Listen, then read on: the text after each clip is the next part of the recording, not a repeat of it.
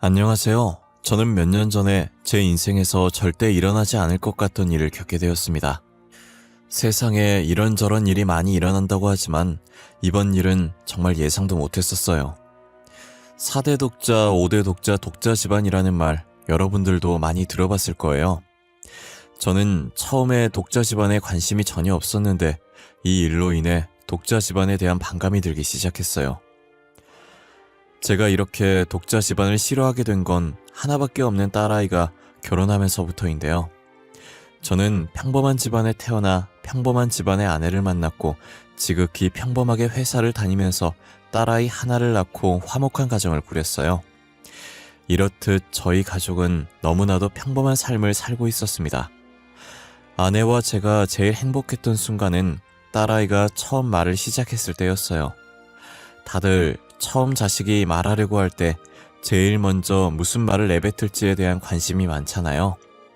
저와 아내도 다른 사람들과 다를 것 없이 엄마와 아빠 중 누굴 먼저 말할지 견제 아닌 견제를 했었어요. 딸은 그런 저의 마음을 아는지 모르는지 해맑게 웃으면서 입을 오물오물 거리더라고요. 당신 잘 봐. 우리 공주님은 무조건 아빠 먼저 할 거야. 생긴 것부터 나를 똑 닮았잖아. 그건 무슨 논리래? 분명 엄마부터 할 거예요. 당신보다 저랑 있는 시간이 훨씬 많았거든요. 내가 그동안 엄마라고 불러보라고 얼마나 가르쳤게요? 저와 아내는 딸을 내려다보면서 유치한 신경전을 벌이고 있었어요. 그러다 딸이 한참을 오물거리더니 진지한 얼굴로 엄빠라고 하더라고요. 처음에 엄이라는 소리를 듣고 아내가 웃으면서 제게 손가락질을 하는 거예요. 그러다 이내 딸이 빠라는 소리를 냈고 저는 환호를 했어요.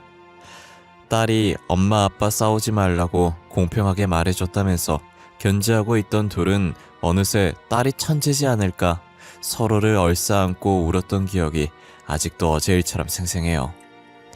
저희는 정말 딸밖에 모르는 딸바보들이었어요. 어릴 때부터 부모에게 사랑을 듬뿍 받아야 커서 시집을 가도 시댁 식구들한테 사랑받는다고 외동딸을 신주단지 모시듯이 애지중지 키웠어요. 그런 딸이 어느새 이렇게 컸는지 벌써 어른이 되어 결혼할 남자가 있다고 저희 앞에 데리고 온 거예요. 딱 봐도 딸아이보다 나이가 더 많아 보였고 게다가 얼굴이 어딘가 낯이 익는 거예요. 아니 너 정환이 아니니? 그 왜 빨간 지붕 2층 집에 사는. 역시 아빠도 우리 오빠 알고 있구나. 우리 동네에 오빠 집안 모르는 사람이 없더라. 당연한 거 아니야. 5대 독자 집안으로 얼마나 유명한데. 그래서 네가 결혼할 남자가 진짜 정환인 거야? 왜? 오빠랑 결혼하면 안 돼? 오빠 되게 착해. 나한테 잘해줘. 아빠처럼 다정하고 내가 하고 싶다는 거 다 해줘. 딸이 결혼할 남자라고 데리고 온 남자는 다름 아닌 동네에서 소문이 자자한 5대 독자 집안의 아들이었어요. 제가 독자 집안에 아무 관심이 없었는데 막상 딸아이가 독자 집안 아들을 데리고 오니 걱정이 되더라고요. 더군다나 저희 딸아이도 28살로 결혼 정년기였는데 그 남자는 34살로 나이 차이가 조금 났어요. 솔직히 그 집안이 돈도 좀 있는 걸로 알고 있거든요. 부유한 집안이면 연애를 못하면 선이라도 봐서 결혼을 일찍 하는데 저 정도 나이까지 결혼을 못했다면 분명 결혼을 못한 이유가 있을 거라는 생각이 들었어요. 그래서인지 별로 달갑진 않았지만 딸이 너무 좋아하는 눈치라 상견례라도 해보기로 했어요. 그렇게 상견례 날짜를 잡고 그 남자의 집안과 마주하게 됐는데 사돈될 사람의 태도가 너무 불쾌했어요. 안사돈은 자리에 앉는 순간부터 팔짱을 끼고 저희를 무시하는 태도로 일관했어요. 저희가 무슨 말을 해도 언짢다는 듯한 표정으로 있더라고요. 집이나 혼수는 하지 않는 걸로 합시다. 저희는 며느리를 데리고 살 생각이거든요. 자식이라고는 아들 하나뿐인데 아들이 저희를 데리고 살면서 보살펴야 하지 않겠습니까? 그래도 아이들 의견은 들어보지도 않고 마음대로 정하는 건 아닌 것 같아요, 사돈.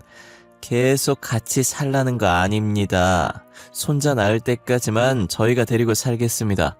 아들만 낳아준다면 언제든 분가를 시켜줄 생각입니다. 물론 집도 저희가 마련해주고요. 그렇게 하도록 할게요. 제가 아들만 낳으면 되는 거잖아요. 지혜야, 아들 낳는 게 말처럼 쉬운 줄 아니? 너가 아들 낳고 싶다고 해서 다 아들 낳는 거 아니야. 아들, 딸 골라서 낳을 수 있는 것도 아닌데 애가 무슨 자신감으로 이래? 확률은 반반이잖아. 어떻게든 되겠지. 한 번에 아들이 나올 수도 있는 거잖아. 고지혜, 얘가 아까부터 철없는 소리 하네. 그게 그렇게 쉬운 거였으면 옛날 사람들이 아들 못 낳는다고 고생을 왜 했겠어? 여보, 그만해. 지혜가 하자는 대로 해줘. 저렇게 결혼하고 싶어 하는데 어쩌겠어. 너 대신 나중에 아들 못 낳으면 우리 원망하지 마. 알겠어? 저는 안 싸던 태도에 딸이 잡혀 살 것 같아 말리고 싶었지만 딸이 너무 좋아해서 말리질 못했어요. 그리고 시집가서 경험을 해봐야 깨닫는 거지. 그 전까지는 절대 저희 말을 이해 못할 것 같았어요. 딸은 그렇게 제 발로 사람들이 다 피한다는 5대 독자 집안에 시집을 가게 되었어요. 사람들이 피하는 데에는 다 이유가 있을 텐데 딸을 굳이 그 집에 시집을 가서 고생을 하더라고요. 딸은 결혼 전에도 결혼하고 나서도 꾸준히 하루도 안 쉬고 매일같이 운동을 했었어요. 평소에 죽기보다 한약 먹는 걸 더 싫어했던 아이였는데 한약도 하루도 안 거르고 먹더라고요. 네가 어쩐 일로 한약을 다 먹어? 우리가 사주는 한약은 안 먹더니. 요즘 보니까 운동도 하루도 안 빠지고 하는 것 같던데. 이거 아들 낳게 도와주는 한약이래. 2달 동안 꾸준히 마시라고 하길래 먹는 중이야. 운동은 아무래도 아이 가지려면 체력이 좋아야 할 것 같아서 하는 거지. 네가 이렇게 노력하는 거 김서방은 알고 있어? 한 사람만 노력해서 되는 게 아닐 텐데. 김서방은 뭐하고 있는데? 같이 운동하지 그래. 오빠는 일하고 와서 힘들다고 지금 컴퓨터 게임하고 있어. 뭐든 스트레스가 제일 적이잖아. 그래서 게임하길래 아무 말 안 할 테니까 스트레스 실컷 풀라고 했어. 대단하다, 대단해. 그놈의 아들이 뭔지. 요즘은 딸이 대세라던데 굳이 꼭 아들을 낳아야겠대. 독자 집안이잖아. 우리가 대를 끊어버리면 안 되지. 아빠 도와줄 거 아니면 저리 가. 운동해야 하는데 아빠가 계속 말 걸어서 집중이 안 되잖아. 저는 그런 딸이 안쓰럽지만 사돈이 아들 낳으라고 얼마나 부추기면 저러나 싶었어요. 평소엔 귀찮아서 운동도 안 하던 애가 아들 하나 낳겠다고 저렇게 열심히 하는 거 보니 짠했어요. 제가 대신 해줄 수 있는 것도 아니니 조용히 지켜보는 것밖에 할 수 없었어요. 아내도 딸이 저희 집 올 때마다 몸에 좋은 음식들 해주는 것밖에 할 수 없다고 늘 한숨만 쉬었어요. 그런데 좀처럼 딸의 임신 소식이 들리지 않았어요. 시간을 흘러서 28살이었던 딸은 벌써 35살이 되었고 양손 가득 짐을 들고 저희 집에 왔더라고요. 어찌나 울었던지 눈이 퉁퉁 부어서 제대로 뜨지도 못하고 있었어요. 지혜야, 어머 우리 딸 꼴이 이게 뭐야? 너 울었어? 손에 든 짐들은 또 뭐고? 설마 너 집에서 쫓겨난 거야? 그런 거야? 집에서 쫓겨났다니? 그게 무슨 말이야? 어디 보자 우리 딸. 아유, 얼마나 울었으면 애가 눈도 못 뜨네. 이게 무슨 일이야 도대체? 엄마, 아빠, 나 집에서 쫓겨났어. 어머님이 대 끊으려고 작정했냐고. 나보고 꼴 보기 싫다고 나가래. 더 웃긴 건 뭔지 알아? 오빠가 나 몰래 바람 폈더라. 바람도 모자라서 애까지 있더라고. 제 딸이 7년 동안 아이를 못 낳자 사돈이 일방적으로 저희 딸을 집에서 쫓아내고 사위가 몰래 바람 펴서 낳은 자식을 집 안으로 데리고 왔다고 하더라고요. 딸은 숨 넘어갈 듯 울다가 다시 입을 떼는 거예요. 사실 내가 3년 전에 자궁에 물혹이 생겨서 제거 수술을 받은 적이 있거든. 나는 혹시나 난임으로 오해받을까봐 수술했다는 거 가족들한테 숨겼는데 어머님이 최근에 내가 수술한 걸 아신 거야. 뭐? 너 자궁에 혹 났었어? 시부모한테는 그렇다 쳐도 우리한테는 왜 얘기를 안 했어? 걱정할까봐 그랬지. 지금도 봐, 놀라서 난리잖아. 그래서 내가 산부인과 검진도 자주 받고 몸에 좋다는 약도 먹었었단 말이야. 그런데도 임신이 안 되는 거야. 그래서 아무 말도 못하고 나왔어. 야, 이 미련 곰탱아. 애가 누굴 닮아서 이렇게 미련하게 굴어? 그래도 우리한테는 말했어야지. 혼자서 얼마나 힘들었어. 저희는 딸의 말을 듣고 다시 병원으로 데리고 갔어요. 현재 딸의 상태도 볼 겸 정말 그 수술로 인해서 임신을 못하는 건가 확인하고 싶었거든요. 만약 딸에게 문제가 없다면 당장이라도 그 집구석 찾아가서 뒤집어 엎을 심산이었어요. 안 간다고 버팅길 줄 알았는데 딸도 순순히 저희 손에 이끌려서 병원에 가더라고요. 딸이 검사가 끝났는지 옷을 여미며 나오고 있었고 저희는 앞에서 결과가 나오길 기다리고 있었어요. 고지혜 씨? 저희가 꼼꼼히 검사를 해봤는데요. 원인 불명의 난임인 것 같아요. 혹시 모르니 남편도 같이 검사를 받는 게 어떻겠어요? 지혜 씨가 원인이 아닐 수도 있어요. 그래, 지혜야. 김서방도 와서 검사를 받아보라고 하자. 만약에 너가 문제가 아닌데 이렇게 쫓겨난 거면 억울하잖아. 아니야, 아빠. 내가 문제 맞을 거야. 오빠는 이미 직장 동료랑 바람펴서 애까지 낳아왔잖아. 만약 남편한테 문제 있었으면 저렇게 애를 낳아왔겠어? 그냥 합의 이혼 해줄래. 그만 가자, 집에. 딸은 사위가 바람펴서 애까지 낳았는데 무슨 문제가 있겠냐고 자신이 문제인 것 같다면서 스스로 합의 이혼을 해주겠다고 했어요. 딸이 시댁에서 쫓겨나고 거의 강제로 합의 이혼을 해준 후 상간녀를 아예 시댁에 끌어들였더라고요. 동네가 좁으니 동네 사람들이 하는 얘기가 들려서 알고 싶지 않아도 그 집안 소식을 듣게 됐어요. 그러다 한날은 아내가 시장에 장 보러 왔다가 웃으면서 들어오는 거예요. 저는 단순하게 장을 싸게 보고 와서 기분 좋아서 웃는 건 줄 알았어요. 왜 그렇게 웃으면서 들어와? 세일하는 거 있었나 봐? 아니, 그게 아니고 글쎄 김서방네 지금 난리도 아니더라. 상간녀가 아들 낳았었잖아. 사돈어른이 아들 잘 키우는 게 기특해서 자기가 가지고 있는 고향 땅을 선물로 줬다더라고. 아, 그래? 근데 나 그 집구석 얘기는 안 듣고 싶은데. 우리 귀한 딸 쫓아내고 지들끼리 잘 사는 걸 나 절대 못 봐. 잘 살긴 무슨. 둘이 그 집안에 같이 살긴 했어도 결혼을 안 했었나 봐. 최근에 날짜만 잡아놨었대. 근데 상간녀가 간도 크지. 결혼식 하루 전날에 아들 두고 야반도주를 해버렸대. 뭐? 그럼 결혼도 안 한 여자한테 아들 낳았다는 이유로 고향 땅을 홀라당 넘긴 거야? 야, 진짜 그 사람들도 대단하다. 아들이 뭐라고 그렇게까지 하냐? 그래도 아들 낳아줬으니 된 거네. 저희 딸을 시댁에서 쫓겨나게 만든 장본인인 여자가 아들을 두고 야반도주를 했다는 얘기를 아내가 장 보러 갔다가 듣고 왔더라고요. 저희는 이 소식을 딸한테도 들려줘야겠다는 생각에 딸이 퇴근하기만을 기다리고 있었어요. 딸이 퇴근하고 같이 저녁을 먹을 때 아내가 시장 갔다가 들은 이야기를 그대로 해줬어요.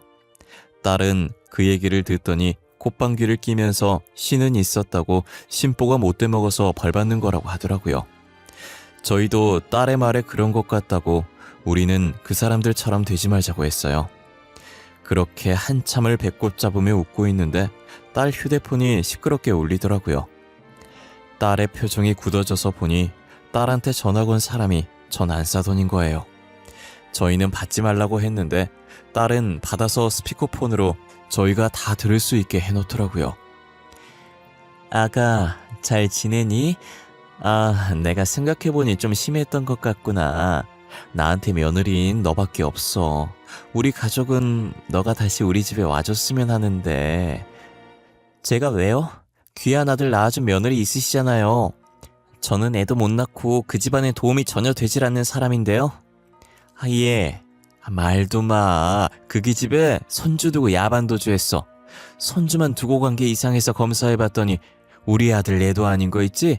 아휴, 3살이라 어디다 버리지도 못하고. 그래서 지금 저더러 다시 들어와서 남의 예나 봐라 이 말이세요? 아가, 말을 왜 또 그렇게 하니? 어차피 너도 애 못 낳는 몸 아니니 마음으로 낳은 아들이라 생각하고 같이 키워보면 안 되겠니? 제가 왜 그렇게 해야 하는지 모르겠네요. 저는 아직도 어머님이 저를 쫓아냈던 장면이 꿈에 나와요. 그 정도로 그 집은 악몽 같은 존재라고요. 다시는 그 집안 근처도 가기 싫으니 연락하지 말아주세요. 저와 아내는 혹시나 딸이 마음 약해져서 불쌍하게 여기고 돌아가면 어쩌지 했는데 전 안사돈에게 딱 잘라서 말하고 끊는 딸을 보고 박수를 치며 엄지를 올렸어요. 딸은 저희를 보고 그저 어깨를 한번 으쓱거리며 밥을 마저 먹기 시작하더라고요. 저희도 딸의 반응에 살짝 웃으면서 밥을 먹었어요. 그러고 1년도 안 지나서 쓰레기 같은 전 사위놈이 10살이나 어린 여자애와 결혼한다고 하더라고요. 동네 친구가 장가를 늦게 가서 딸아이의 나이가 많이 어렸었거든요. 근데 하필 전 사위가 만난다던 그 어린 여자애가 저의 동네 친구의 딸이었어요. 저도 처음부터 알았던 건 아니고 동네 친구가 이번에 딸 결혼하게 됐는데 마음이 좋지 않다면서 술 마시자고 부르길래 한 잔씩 기울이며 이야기 나누다가 알게 된 사실이었어요. 에휴, 우리 딸이 언제 그렇게 컸을까? 키 요만해서 아빠 하던 게 엊그제 같은데 너도 딸 시집 보낼 때 이런 기분이었냐? 나 진짜 눈물 날 것 같아. 그렇지, 마음이 허한 게 세상이 무너지는 기분이었어. 결혼을 또 잘했으면 몰라. 애 못 낳는다고 시댁에서 쫓겨나기도 하고. 아휴, 요즘도 저렇게 아들의 목숨 거는 집안 처음 봐. 아, 우리 딸이 결혼하는 집안도 아들의 목숨 걸던데. 그쪽 집안에서 꼭 친손주 낳아야 한다면서 결혼 전부터 딸을 불러들여서 물심양면으로 돕더라고. 그런 집안이 은근 많나 보네. 우리 딸만 유별난 곳에 시집 보낸 줄 알았더니 너네 딸도 어마어마한 집안에 시집 가나 보다. 5대라고 했나? 아휴, 여튼 독자 집안이래. 그래서 아들의 목숨을 거는 것 같더라고. 그놈이 뭐가 그리 좋다고 임신까지 덜컥 했는지. 그래서 애 낳는다고 결혼을 이제 해. 뭐? 5대 독자 집안이라고? 설마 사위 될 사람 이름이 김수혁은 아니지? 그랬던 것 같은데. 근데 우리 사위 이름을 네가 어떻게 알고 있냐? 우리 딸내미 결혼하는 것도 내가 말해줘서 한 양반이? 야, 그 교란 당장 취소해. 절대 하지 마. 네 딸 내 아들이면 차라리 그 집에 아들 버리고 나오라 그래. 동네 친구가 5대 독자라고 하는 말에 설마 하는 마음으로 사위 이름을 말했더니 역시나 친구가 딸을 그 집안에 시집 보내는 거더라고요. 저는 절대 안 된다고 결혼 당장 취소하라고 말했어요. 야, 네가 뭔데 우리 딸 결혼을 하라 마라 그러냐? 우리 사이랑 아는 사이야? 우리 딸이랑 결혼했던 놈이 그 놈이야. 너 당장 결혼 취소해. 딸내미 고생 안 시키고 싶으면 취소하라니까. 아휴, 냅둬. 지가 좋다는데 어쩌겠어. 이미 애까지 생긴 마당에. 지도 한번 겪어봐야 정신 차리지. 내가 백날 말해봤자 내 말은 죽어도 안 들어. 자식이 다 그런 거 아니겠어? 동네 친구 말을 듣는데 10년 전 저를 보는 듯한 느낌이었어요. 생각해보니 저희 딸도 제 말은 죽어라 안 듣고 자기 하고 싶은 대로 했었거든요. 친구 말도 맞는 말이라 더 이상 말리지도 못하고 답답한 마음에 술을 입에 때려 넣었어요. 그래도 딸이 아들 낳아서 그런지 아직까진 시댁에서 엄청 잘해주는 것 같더라. 우리 딸이 낳은 애가 아들인 거 확인하더니 신혼집도 공동명의로 만들어주더라니까. 대체 아들이 뭐라고 그렇게까지 목숨을 거는 건지. 솔직히 김씨인 사람이 얼마나 많은데 본관 같은 사람도 많을 거 아니야. 그 사람들 중에 누구라도 대 이어주지 않겠냐고. 아휴, 그러거나 말이다. 지금이 어떤 시대인데 아직까지 아들 딸 따지고 있는지. 전 사위네는 아들 낳아준 3번째 며느리 덕분에 집안에 축제가 열린 것 같더라고요. 그렇게 친손주 타령을 하더니 바람대로 친손주 봤으니 지금 얼마나 기분이 좋겠어요. 이제 안동 김씨 집안의 대를 이을 수 있게 됐으니 세상을 다 가진 기분이지 않겠어요. 저는 전 사위네가 잘 사는 꼴을 보니 너무 배가 아팠어요. 동네 친구도 제 딸이 어떻게 쫓겨났는지 아니까 걱정을 하는 것 같더라고요. 언제 전 안 싸더니 돌변해서 애 놓고 나가라고 할지 모르는 노릇이니까요. 동네 친구는 자신의 얘기에 공감해줄 수 있는 사람이 저밖에 없으니 저와 같이 술을 마시며 종종 고민 상담을 하곤 했어요. 그날도 어김없이 동네 친구는 제게 하소연 아니 하소연을 했고 저는 가만히 들어주고 있었어요. 그런데 갑자기 저희가 있던 횟집에 전 안사돈이 들어오는 거예요. 그러더니 저희 쪽으로 다가와서 전 안사돈의 멱살을 잡고 흔들기 시작하더라고요. 당신도 알고 있었지? 당신 딸이 낳은 아들, 우리 아들 애 아닌 거. 당신도 알고 있었잖아. 우리 재산 빼돌리려고 일부러 우리 아들애인 척하고 결혼한 거 아니야? 그게 무슨 말이에요? 에? 김서방 아들이 아니라뇨? 내가 당한 게 있어서 혹시나 싶은 마음에 유전자 검사 해봤더니 며느리랑은 친자가 일치하는데 우리 아들이랑은 친자 관계가 성립되지 않는다잖아. 안사돈, 저는 모르는 일입니다. 제가 뭘 알겠습니까? 어머님 그만하세요. 이 손 놓고 말씀하시라고요. 저희 아빠는 아무 잘못 없어요. 저도 그 애가 수혁 오빠 아들인 줄 알았다고요. 애 아빠가 누군지 몰랐는데 말이 돼? 얼마나 싸게 놀았으면 누구 앤지도 모르는 거야. 너 신혼집으로 해줬던 거 당장 토해내. 알겠어? 전 안사돈의 등장으로 술집은 난장판이 되어버렸어요. 우연찮게 옆에 있어서 안 듣고 싶어도 듣게 됐는데 들어보니 참 가관이더라고요. 그 집안은 아들을 결혼시키면 안 되는 팔자인가 봐요. 세 번째 며느리가 친손자 낳았다고 좋아하더니 결국 그 며느리가 낳은 아들도 친손자가 아니었던 거예요. 세 번째 며느리가 만나던 남자친구가 있었는데 싸우고 헤어져서 홧김에 전 사위를 만난 모양이에요.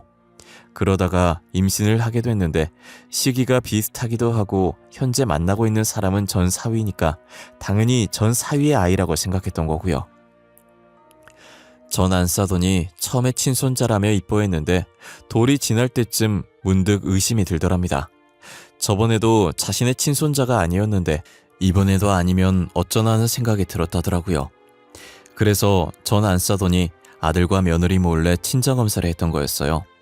그 손자마저도 며느리와는 일치하는데 아들과는 불일치했던 거예요. 그래서 며느리를 쥐잡듯이 잡다가 동네 친구도 한통속이라는 생각이 들어서 불일치라는 결과지를 들고 불이 나게 저희가 있는 술집으로 달려온 거고요. 어쩌다 보니 바로 옆에서 그 집 사정을 다 듣게 됐네요. 그 집안은 전생에 무슨 죄를 지었길래 남의 자식을 둘씩이나 키워줬을까 싶어요. 아무래도 전생보다는 현생에 지은 죄가 많아서 신이 노하셔서 벌을 준 것 같지만요. 그렇게 아들 타령 해대더니 결국 그놈의 아들 때문에 자기 발목 자기가 잡은 셈이죠. 나중에 들리는 소문에 의하면 세 번째 며느리는 자신의 아이들 데리고 가는 조건으로 합의 이혼을 한 것 같았어요. 이혼했다는 소문을 들은 지 일주일 정도 됐을까 딸과 같이 과일을 먹으면서 TV를 보고 있었는데 또다시 딸에게 전 안사돈이 전화를 한 거예요. 이번엔 무슨 볼일이 있으셔서 전화하신 거예요? 더 이상 할 말이 더 남았나요? 지혜야, 우리가 그동안 너한테 너무 미안했구나. 괜히 너한테 불임이라고 욕하고 내가 정말 미안했어. 진심으로 사과할게. 갑자기 저한테 사과를 다 하시고 도대체 무슨 꿍꿍이에요? 왜요? 이번에도 다시 들어와서 남의 자식 키우려고 하라고요? 그런 거 아니야. 내가 진짜 미안해서 그래. 그동안 너한테 문제가 있다고 생각했는데 그게 아니었지 뭐니. 글쎄 우리 아들이 무정자증이더라고. 뭐라고요? 무정자증이요? 어머 어떡해. 그 인간 씨 없는 수박이었어요? 아니 무정자증인 건 또 어떻게 알았대요? 직접 병원 가서 확인한 거예요? 우리 아들이 이제껏 친자식이 하나도 없으니 의문이 들었나 봐. 그래서 병원을 가본 것 같더라고. 지금 자기 무정자증이라고 울고 불고 나한테 너 왜 쫓아냈냐고 다시 데리고 오라고 난리도 아니야. 그러게 있을 때 잘하시지. 이미 배는 떠나버렸는데 어쩐대요. 저는 돌아갈 생각 죽어도 없는데. 씨 없는 수박도 받아줄 착한 며느리 찾아보세요. 그 인간이 며느리감 잘 데리고 오더만요. 지혜야, 내가 그동안 미안했다. 반성 정말 많이 했어. 우리 다시 잘해보면 안 될까? 다시 잘해보면 안 되냐는 말은 이럴 때 쓰는 게 아닌 것 같지 않아요? 저는 그 집과 잘해본 적이 없어서요. 맨날 아들 못 낳는다고 구박만 받았던 것 같은데요. 내가 다 미안해. 어리석었던 행동들 다 잊고 새로 시작해보면 안 되겠니? 죄송하지만 그건 안 될 것 같아요. 저는 그 집에서 쫓겨났을 때부터 이미 마음이 떠났거든요. 더 이상 제가 드릴 말이 없어서 이만 끊겠습니다. 전 안사돈은 염치도 없이 계속 저희 딸에게 잘해보자고 연락을 하더라고요.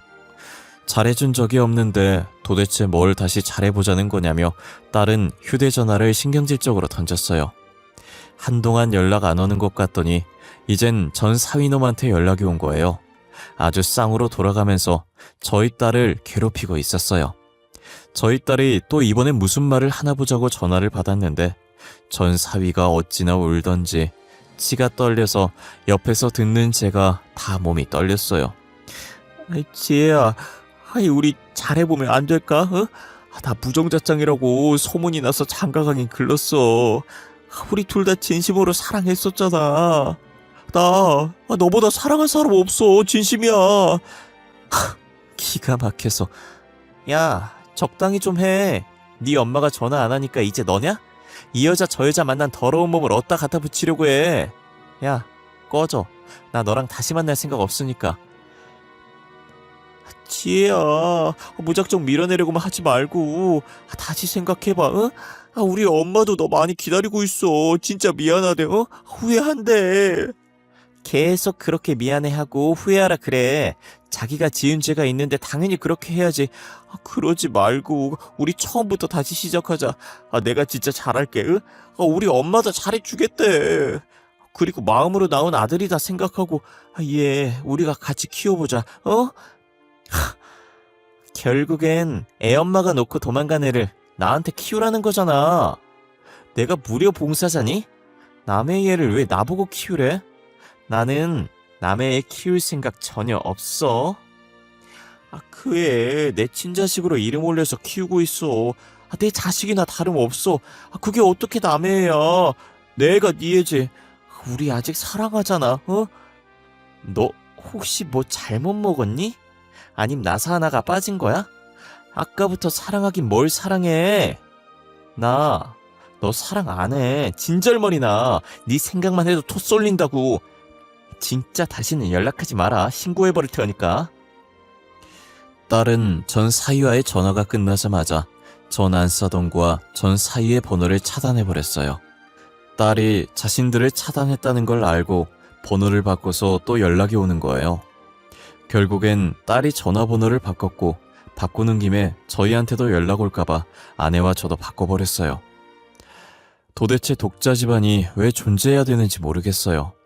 세상이 많이 변해서 이젠 아들, 딸 구분 없는 시대가 온 줄 알았는데 여전히 아들 타령하는 집안이 존재할 거라곤 상상도 못했어요. 솔직히 저희도 독자 집안이었지만 전 안사돈보다 나이 많은 저희 어머니도 아내한테 아들 타령 하시지 않으셨거든요. 오히려 공주님 같은 딸 낳았다고 저희 딸을 물고 빨고 난리도 아니셨어요. 나이 있으신 저희 어머니도 그랬기 때문에 더 이상 저런 집안이 없을 줄 알았어요. 아들이든 딸이든 뭐가 그렇게 중요하나요? 다 같은 핏줄들인데 말이에요. 아마 저는 영원히 전 사위 집안을 이해 못할 것 같네요. 애초에 이해해볼 생각도 하지 않았지만요. 저는 그냥 지금처럼 딸을 옆에 끼고 세 가족 함께 행복한 하루하루를 보내고 싶어요. 딸도 더 이상 결혼 생각이 없는 것 같고 그렇다고 혼자 떨어져 살 생각도 없는 것 같아 보이더라고요. 그래서 세 명이서 한 지붕 아래에 지지고 볶으면서 같이 늙어가려고 합니다. 제 이야기는 여기까지입니다. 아마 제 이야기를 듣고 공감하시는 분들도 계실 거예요. 아직까지 저런 독자 집안이 존재하니까요. 저희 딸과 같이 독자 집안에 시집가서 고통을 받고 계신 분들 계시다면 하루라도 그 지옥에서 빨리 탈출하셔서 행복을 찾으셨으면 좋겠어요.